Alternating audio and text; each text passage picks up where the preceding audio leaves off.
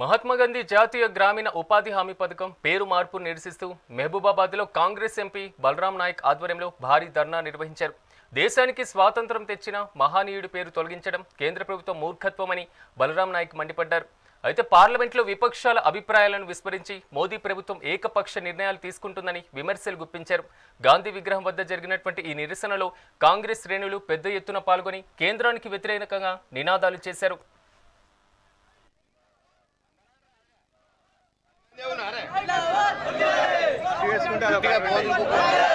గట్టిగా చేతులు లేపి నినాదాలు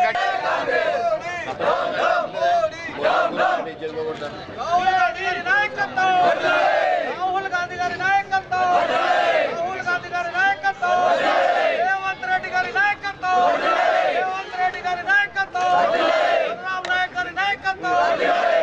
బాపూజీ ఒక ఎన్ఆర్ఈజీఎస్ లో పేరును పెట్టడం జరిగింది. ఎందుకంటే దానికి బడుగు బలహీన వర్గాలకు అన్నిటికీ బాపూజీ తీసుకొని ముందుకు వెళ్ళి పోరాటం చేసి స్వతంత్రం తెచ్చిన మన బాపూజీ అటువంటి ఒక పెద్ద మనిషి పేరును తీయడం ఎంతో బాధాకరమైన విషయం. దానితోని పాటు బాపూజీ ఒక వర్గం అని కాదు, అందరికీ కూడా ఒకటిగా తీసుకోపోయిన మన నాయకుడు బాపూజీ, మహాత్మా గాంధీజీ. ఆ మహాత్మా గాంధీ గారి పేరును తొలగించడం అది మూర్ఖత్వం. ఒక విధంగా చెప్పాలంటే చాలా మూర్ఖత్వం. ఎవరు వినకుండా అమిత్ షా గారు, అదే విధంగా మోడీ గారు కానివ్వండి. కాబట్టి NREGS 40% state government, 60% central government అని పెట్టి మన దగ్గర ముందు డిపాజిట్ చేసుకున్న తర్వాతనే డబ్బు రిలీజ్ చేయాలని.